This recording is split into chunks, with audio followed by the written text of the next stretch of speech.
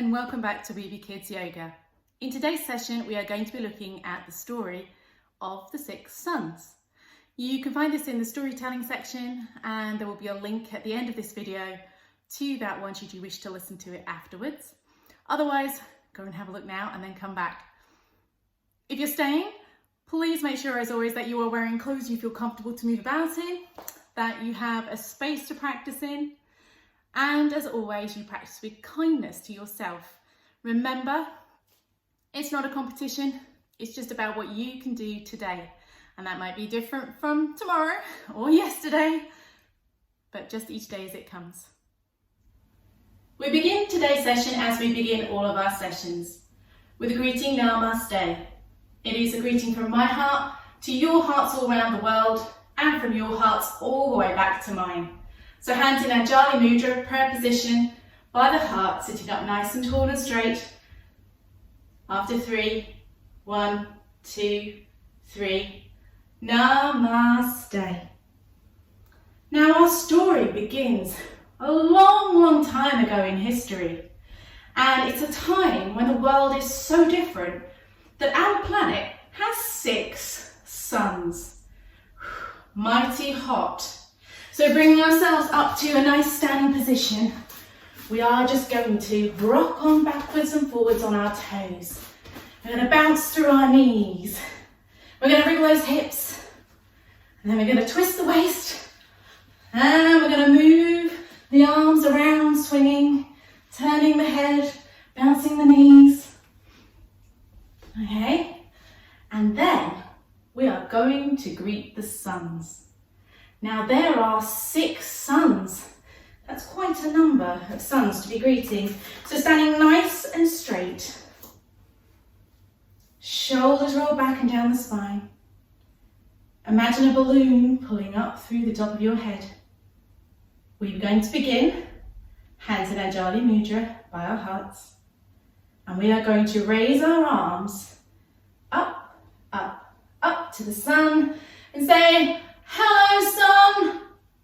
Lean back ever so gently. And then we're going to lower arms to the sides. Scooping down, bending right to the ground. And then slowly rolling up the spine. That felt good. Got to do it another 5 times. Come on, let's have some fun. Hello, sun number 2. Scoop down and unroll. Hello, sun number 3. Bending over and slowly unrolling. Hello, sun number 4. Rolling down and slowly unraveling the spine on the way up. Hello, sun number 5. Lowering ourselves down, bending and slowly rolling the spine up. Hello, sun number 6. Scooping our arms down as we fall flat and slowly rolling ourselves back up. Phew. Doing that in the sunshine gets you nice and hot, doesn't it? Well, it certainly was getting very hot for these villagers. And you know what? All of the water was starting to evaporate from the rivers and the lakes and the streams. The process had occurred, legs wide, where all the waters were moving up to the skies. Holding that nice and strong. 2, 3, 4, 5, 6, and coming out. So what were the people going to do? Something had to change. So they had a gathering of all the people of the village and they got together and they had a really good think. What can we do to save ourselves? We have now only 1 lake remaining, which is why we all live here. They had a think and a few people came forward. "I know," said one man. "I am a fantastic ladder builder. We could build a ladder all the way up to the suns and then we could bring them down. Let's put ourselves into a ladder. Standing ourselves hip width apart, nice and tall and straight. Raising one arm, and then the other arm. And then we are going to climb our ladder up to the sun. Lift one knee and pull down the opposite arm. Same on the other side, same again and again. But we've got to climb all the way to the sun. So we're going to have to start crawling our way up this ladder a little bit quicker, like so. Woo! Everybody said, no, that's going to be far too exhausting and it just won't work. They had to have another think. I know. I have an idea, said another person. I'm fantastic at lassoing things. I can lasso the sun and we can drag it back down to the earth. The people thought, should we try that one? So, standing our feet hip width apart. Okay? This time, we are going to be raising one arm up as our sun. And with our other arm, we are going to lasso and catch onto our wrist. Boom! Caught it. And that sun is going to be pulling away. We're just going to bring the other leg across. And it's going to pull away. It's pulling away. Oh, it really wants to go. The lasso has failed. Bringing ourselves back. They're going to try again though. Let's do it on the other side. Raising one arm up. This is our sun. The other arm is going to lasso that sun. Catch hold of the wrist. Cross the leg at the bottom. That sun is trying to escape. And it was a nice stretch down the side of the body. Oh, it's pulling. Oh, the lasso has failed. We come back down. People rightly pointed out that that was very unlikely to work. I have another idea, said a lady. I'm the best archer there is in this planet, and why don't I build a super strong bow and some super strong arrows, and I can take my bow, pull, stretch, and I will be able to shoot the suns. Ooh, I said, that sounds good. So, taking ourselves with our arms in the front, we're just going to draw one arm along the other arm, up to our shoulder, across the chest, and then out to the back, bringing ourselves into a slight side twist. We're going to pull an arrow at the top, bring it over, and again take aim. And on the other side, hands together at the front, drawing our arm back along the arm, up to the shoulder, pulling it across to the other shoulder, stretching the arm out at the back. We're going to grab an arrow out of our pack on our back, bringing it over, pulling, aim. Said the people. I am not so sure that that is going to work. It will work, said the lady. I'm fantastic at this. And quite defiantly, she went off home. On her way, as she walked, she stopped off in a wood. And there, she saw many different trees. Putting your weight down through one foot, we are going to be trees. So just cross one foot over and open up your arms. Stretch them wide like those branches on trees. Lifting the foot, placing it down, arms down. Same on the other side. Crossing the foot over, raising those arms to be the branches, nice and strong. And lowering the foot. Now there were different types of trees in this wood.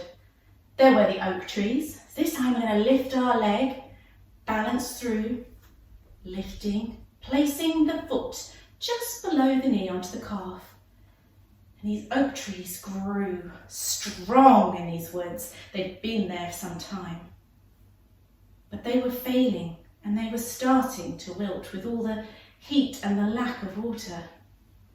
And there had been, foot on the other calf on the other side, beautiful pine trees.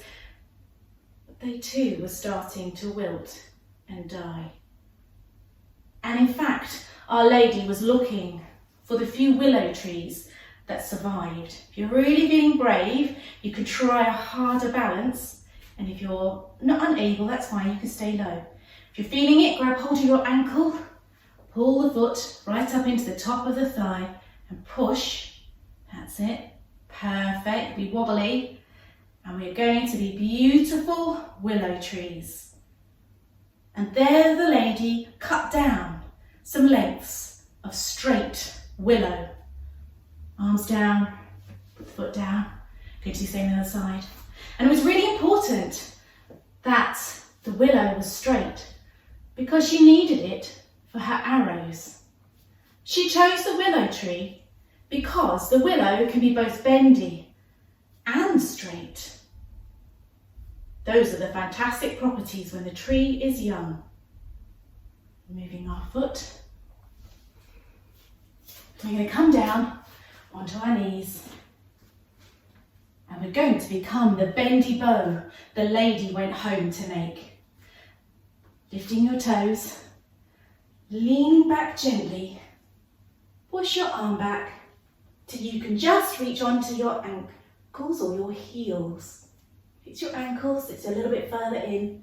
Heels is a little bit further back. And stretch. This woman made the most beautiful strong bows that were known on the planet at the time. Bringing ourselves back up. And she also made the most die arrows, raising our arms above our heads. That night, she went home and went to sleep early. And she woke up early. And she began her journey high up into the mountains, where she knew she was going to be able to take those suns down. Taking ourselves into a nice wide-legged position, the lady reached the top of the mountain and took in the view. Using your arms, take yourselves round. Now turn out your foot in the direction you are looking. The woman wasted no time. She raised her arms, bending that front knee. She grabbed hold of her bow, took out her arrow, laid her arrow in, drew it back, lifted to shoot the sun high above the lake, and then placed her arm down and let the arrow fly straight down into the water. The water began to fill with blood red of the sun. Turning your feet to face the other way. The lady felt the confidence grow. Holding her bow, she took another arrow, took aim, up at the sun and then down at its reflection in the lake. The arrow flew straight into the reflection, rippling out in the lake, and a second sun became a pool of red in the lake. The sun was no more. And again, pulling, she shot up and down, and the third sun disappeared from the sky. Turning the other way once more. And the fourth, she raised up and down. And again, facing the other way, grab hold of your bow, your arrow, shoot high, shoot low. Again, the sun disappeared. She took aim for the last one as she drew her arrow. She pulled high, and before she was able to shoot low, the sun saw what had happened to his friends and quickly disappeared underneath the horizon. The townspeople thought this was fantastic. The suns were gone. Hooray! They said, and they had a good dance about. Woo, woo, woo, woo, woo, woo. Have a good dance about. Go on, jiggle everything out now. That's it, arms and fantastic! Isn't this wonderful? The suns have gone. Finally, we can celebrate. But the night went on and on and on, and the townspeople grew cold. It was dark, continuous dark. Now they had the same problem, but in the other extreme. Before there was too much sun, and now there was too much dark. And so the townspeople grew angry. What are we to do? We can't have it like this. There is no balance. They said, send the archer lady again. We can't, said somebody else. The sons will be too scared. Then somebody piped up. Well, why don't we send an animal? The people thought. Time was spent and they agreed. They would send the proudest animal within the kingdom, the king. Sitting, kneeling, we are going to become lions. Shoulders rolling back and down the spine. We are going to roar. Can you roar like a lion? After 3, deep breath in. 1, 2, 3.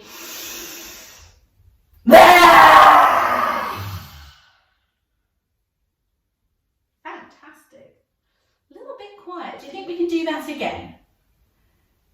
After 3, 1, 2, 3, breathing in. Roared the lion from the top of the mountain. The sun, of course, peeped up and very quickly went back down. Too scared of that lion. So the people decided to send an elephant, coming round onto all fours in a nice table position.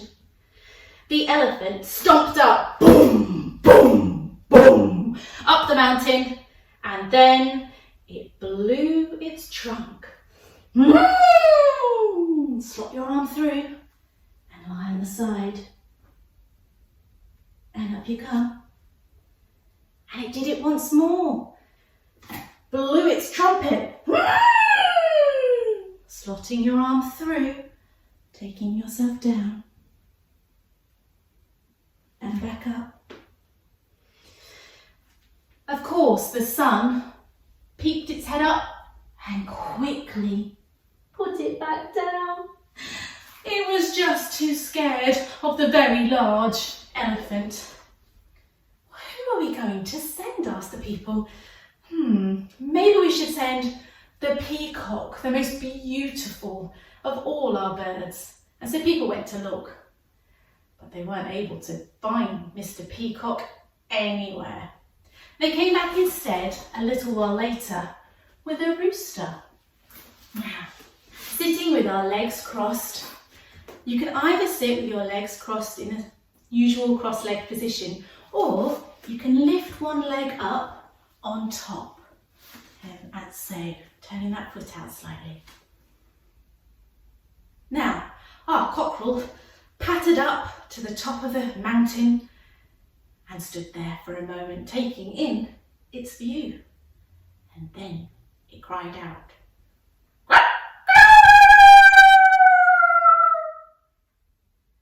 The sun popped its head up a little, thinking, what was that noise?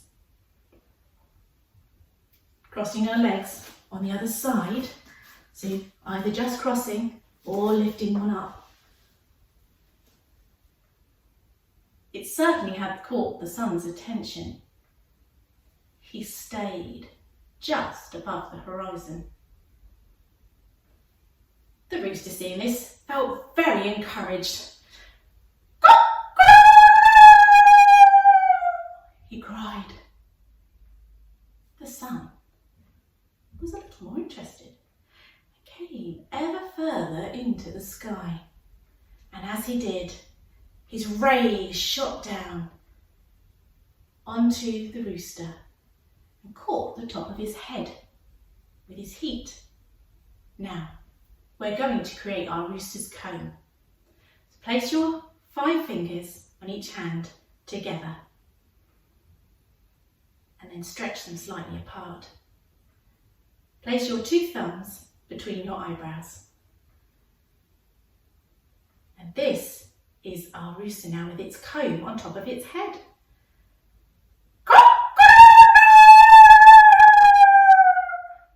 Said the cockerel as the sun came up. And so our story would end.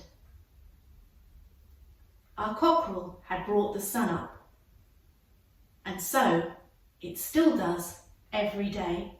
If you live anywhere near a farm or in the countryside, it is quite possible that you will hear the cockerel, the rooster, first thing in the morning, calling the rising of the sun. Take a moment now just to lie yourself down. If you want to get a blanket, now will be a good opportunity to make yourself comfortable.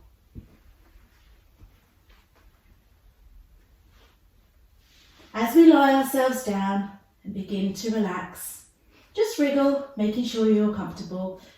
Hands on the tummy or at the side, or any way that feels comfortable to you. Take a moment just to breathe in and out and notice your breath. Notice where it comes in and out of the body. Notice also where your body makes contact with the mat. Your heels, backs of calves, backs of thigh, buttocks, hips, shoulder blades, shoulders, elbows, perhaps wrists, hands, neck, back of head. And taking a deep breath in, sigh it all back out.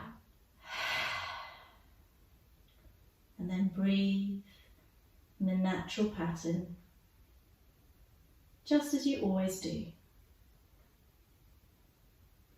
Eyes open or eyes closed now, as we begin a moment of reflection.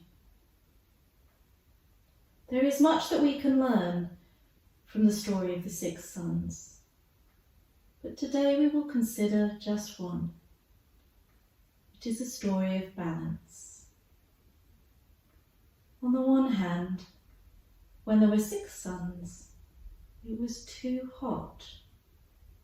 Nothing could survive. There was not enough water nor food. On the other hand, when there were no sons, it was too cold and too dark. Still there was no water and not enough food. Everything was out of balance. Balance is an important aspect of our lives, something that requires much work to maintain. We know now that the people and the animals, the planets and the stars all aligned and came together. They worked hard together to give us a balance of day and night, a balance of warmth and cold, sunshine and rain. And all of those factors together give us life. Life for us as humans, life for all the animals and insects, life for all the plants and the trees.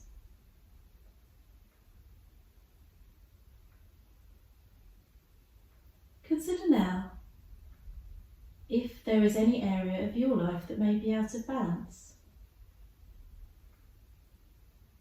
It might be something as simple as, are you watching too much TV so that you don't get time to get your homework done?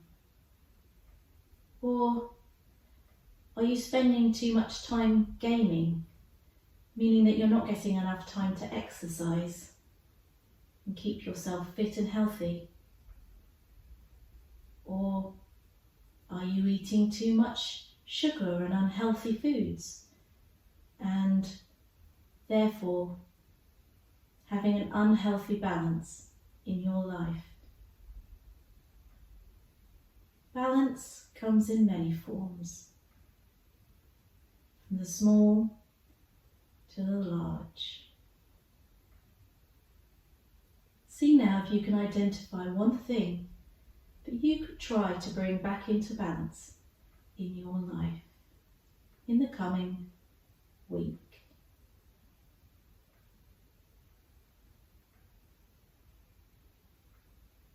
What can you do?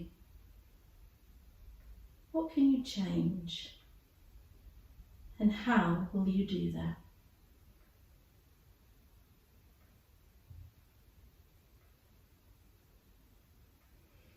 Taking a moment to take a deep breath in and sigh it back out as we bring ourselves back to the room.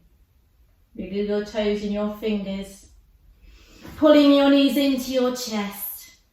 We're going to rock and roll ourselves up to a nice seated position.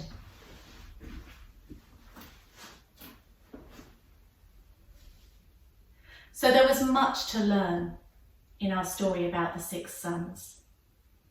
On the one hand, having the sons seemed dreadful, but to suddenly then have no son was equally not good.